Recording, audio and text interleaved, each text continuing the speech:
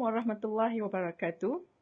Tajuk kajian saya adalah hubungan antara komunikasi dalam organisasi dengan komitmen kerja di Kolej Komuniti Ledang.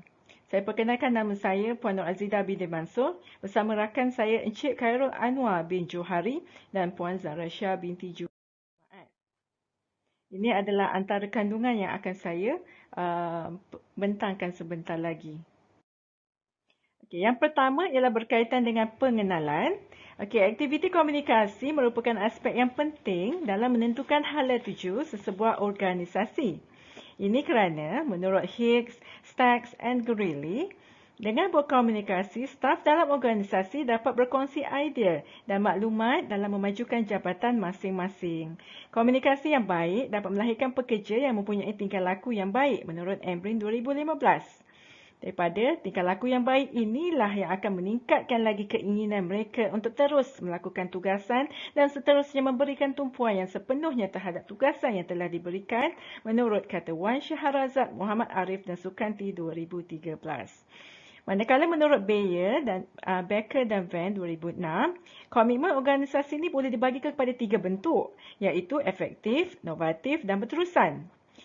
Komponen komitmen efektif ni merujuk kepada emosi, identifikasi dan tahap penglibatan dalam organisasi. Manakala novatif merujuk kepada perasaan pekerja terhadap organisasi. Dan komitmen berterusan pula mengenai persepsi pekerja tentang kerugian jika dia meninggalkan organisasi. Ada 4 penyataan masalah yang ingin saya nyatakan, iaitu faktor pengurusan organisasi. Pihak pengurusan ini boleh mempengaruhi komitmen pekerja dengan memberikan perhatian terhadap aspek sokongan, pembangunan kerja, latihan dan jaminan pekerja. Menurut kata Kulida, Johanim, Zurida, Muhammad Faizal dan Zulkifli 2018. Faktor yang kedua ialah pihak atasan atau penyelia. Jika pihak atasan ini memberikan perhatian terhadap aspek yang saya nyatakan tadi, ia akan membuat pekerja lebih memberikan komitmen yang tinggi terhadap pekerja yang mereka lakukan. Sekiranya terdapat wujudnya komunikasi yang negatif, ia boleh membentuk hubungan yang negatif antara pihak atasan dan wakil staf, seterusnya mengganggu persekitaran iklim komunikasi dalam organisasi.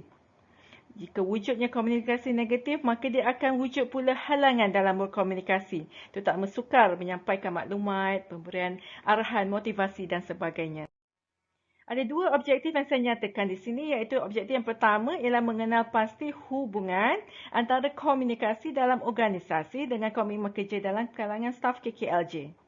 Yang kedua ialah mengenal pasti perbezaan antara pemboleh ubah komunikasi dalam organisasi dan komitmen kerja dalam kalangan staf KKLJ berdasarkan jantina.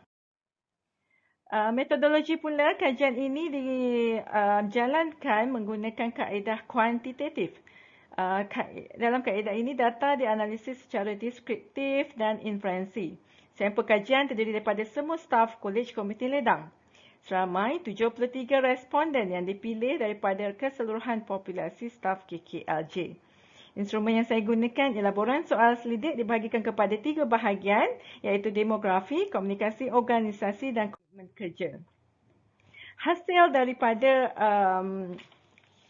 kajian ini didapati bahawa objektif yang pertama tadi iaitu mengenal pasti hubungan antara komunikasi dalam organisasi dengan komitmen kerja. Satu hipotesis telah dibentuk, iaitu terdapat hubungan yang signifikan antara komunikasi dalam organisasi dengan komitmen kerja dalam kalangan staf KKLJ. Berdasarkan jadual 1, hasil analisis telah menunjukkan bahawa terdapat hubungan yang signifikan di antara komunikasi dalam organisasi dengan komitmen kerja dalam kalangan staf KKLJ, iaitu nilai R 0.702, nilai P kurang 0.01. Ini menunjukkan objektif 1 tercapai. Objektif yang kedua, mengenal pasti perbezaan antara pemboleh ubah komunikasi dalam organisasi dan komitmen kerja dalam kalangan staf KKLJ berdasarkan jantina. Hipotesis 2 yang dibangunkan ialah terdapat perbezaan yang signifikan antara komunikasi dalam kalangan staf KKLJ berdasarkan jantina. Kita boleh lihat kepada jadual 2, hasil analisis menunjukkan bahawa terdapat perbezaan yang signifikan antara jantina lelaki dan perempuan. apabila nilai T sama dengan 2.182. Nilai P kurang 0.05. Berdasarkan analisis ini, KKLJ berjantina lelaki mempunyai skor mil yang lebih tinggi berbanding jantina perempuan. Ini menunjukkan hipotesis yang telah dibangunkan dalam kajian ini menyokong hipotesis yang telah dibangunkan. Hipotesis 2 yang dibangunkan dalam kajian ini gagal ditolak. Seterusnya, hipotesis yang dibangunkan yang ketiga ialah terdapat perbezaan yang signifikan antara iklim komitmen kerja dalam kalangan staf KKLJ berdasarkan jantina. Berdasarkan jadual 3 yang dihasilkan menerusi ujian T, hasil analisis menunjukkan nilai T sama dengan 1.905. Nilai P lebih daripada 0.05. Hasil kajian menunjukkan bahawa tidak terdapat perbezaan yang signifikan antara jantina dengan komitmen kerja dalam kalangan staf KKLJ. Hasil analisis menunjukkan bahawa tahap komitmen kerja yang diberikan oleh staf lelaki dan perempuan adalah sama. Hasil daripada kajian ini tidak menyokong hipotesis kajian yang telah dibangunkan. Oleh itu, hipotesis 3 yang dibangunkan dalam kajian ini gagal diterima.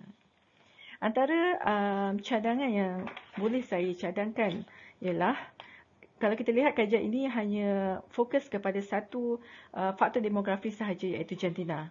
Diharap untuk kajian akan datang, pengkaji boleh mengkaji faktor demografi seperti bangsa, tahap pendidikan, tempoh perkhidmatan terhadap iklim komunikasi dan komitmen kerja.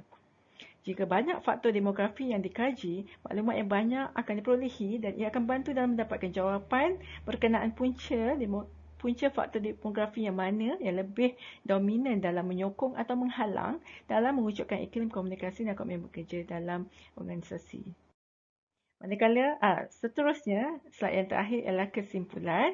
Hipotesis yang diterima ialah terdapat perbezaan yang signifikan antara jantina lelaki dan perempuan dalam iklim komunikasi di KKLJ, manakala tak dapat perbezaan yang signifikan antara jantina dengan komitmen kerja dalam kalangan staf.